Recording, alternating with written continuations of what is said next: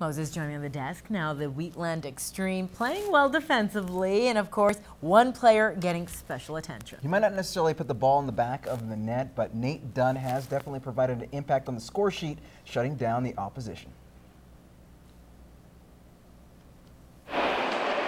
He might not receive the notoriety of a goal scorer, but Nate Dunn stands alone, doing what he does best.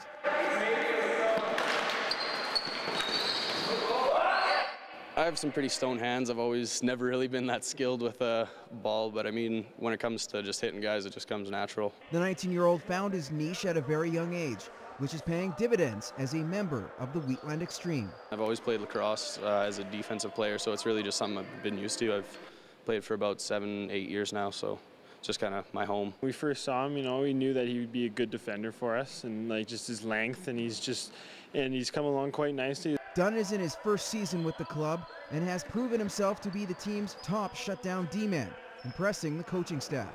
Well, now he's starting to get a little more aggressive. Like at the beginning of the season, he was a little more timid, but now it's really starting to show it out and get aggressive and get fired up on defense, and it's really nice to see. Dunn admits success hasn't come overnight, arriving to camp later than normal, and making the jump to junior has been an eye-opener. Getting accustomed to the junior skill level, basically. Like I've never really been good with offensive wise, so finding the players where they're at here it's hard to do. But with every game that passes and every hit that comes along, Dunn grows more and more with confidence. It's a tough sport. It's always been hard hitting, and that's just kind of the way I like it.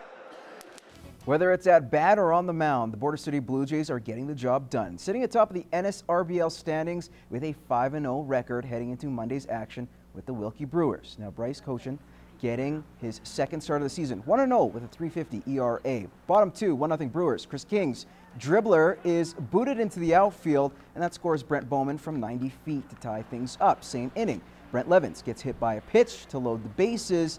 Next batter, Curry Carlson, gets plunked right on the shin.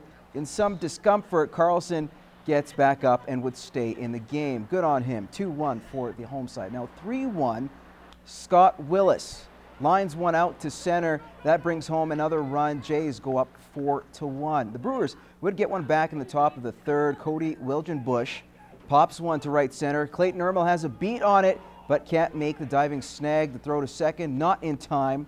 But the Jays would cruise on after that, scoring 7 runs in the fourth inning. They would take this one by a final score of 12-5.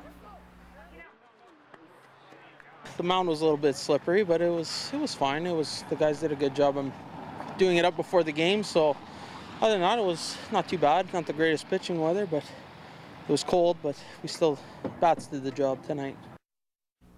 Elsewhere, just one run was all that was needed for the Blue Sox. They shut out Macklin 1-0. As for games tonight, the Expos were supposed to take on Unity. That game was rained out. North Battleford will play a double dip against Mervyn and Standard Hill, weather permitting.